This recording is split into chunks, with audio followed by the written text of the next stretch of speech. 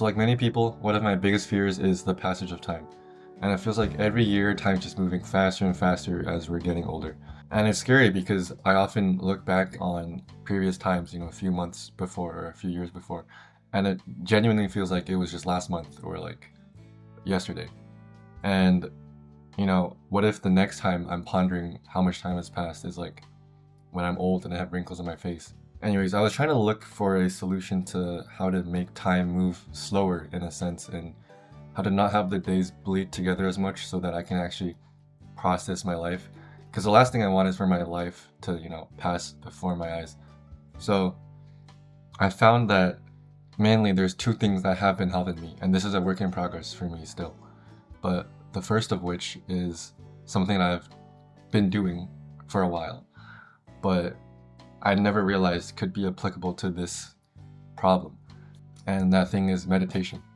So I started meditating for different reasons. I wanted to focus better, to have better awareness of my emotions and things like that. But what I realized was when you apply the core concepts of meditation throughout your daily life, like when you take a step back and you kind of like, take yourself out of the moment, it really slows time down in a sense and lets you digest what's going on. For example, let's say I'm at the arcade with my friends, right?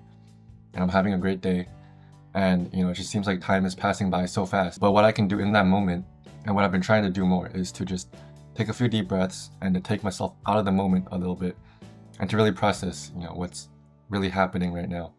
And then I found that putting these little pit stops throughout my day really helps with slowing my life down. How I started meditating is with the app Medito, but you can honestly use any type of guided meditation, and there's a lot of different methods for meditation out there, so you can find one that works for you. The second method that I've been implementing is journaling. And I also used to journal before, but I was kind of doing it incorrectly. So first of all, I used to do it digitally, like I type stuff up. What I found with that is, there's nothing inherently wrong with it, but writing your words down on with actual pen and paper, you actually give your brain more time to process things. And the act of writing stuff down and giving yourself time to actually think about what you're writing down is actually very, very valuable. And that's one of the main reasons why I switched over from digital journaling. And one of the biggest mistakes I used to make when journaling was I would ramble on and on about my day because I had the idea of it wrong. So I was trying to journal for myself in the future. I was trying to kind of have an archive of memories in the future. But what I realized about that is I was taking so much time out of every day that it was becoming exhausting. So what I was doing was I was taking enjoyment out of my present moment in order to fulfill myself in the future, which that future self might not even look at that specific entry or any entries at all. So what I realized was that I should be switching the angle on this a little bit and trying to journal for myself during that time, like as I'm literally writing. So currently my journaling procedure, I guess, is I start every entry off with 3 things I'm grateful for. And this is just a good practice to really get your mind into like a space of positivity.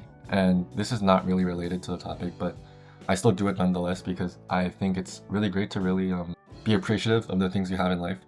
But yeah, the main thing is when you write about your day and what you did, I try to minimize this as much as I can. Like I'll just say like, oh, today I did this and I did this, maybe in like 3 to 4 sentences. The reason that helps with slowing down time is because you're not only when you're writing down the things that you did, but also when you're just thinking about the steps, like the different moments of your day, you're actually processing the day in your head and replaying it. And what that does is it really stops the days from bleeding together. So let's say I'm like, I have a really busy week, right? Let's say it's finals week and it's really busy. The days are blending together. I'm studying so much every day and I don't even know how many days have passed. If I take just that small amount of time every day to just reflect on what I did that day, what separates that day apart from the rest, and really just what I did that day, it really lets me understand, oh, this is Tuesday or Wednesday, and today I did this, right?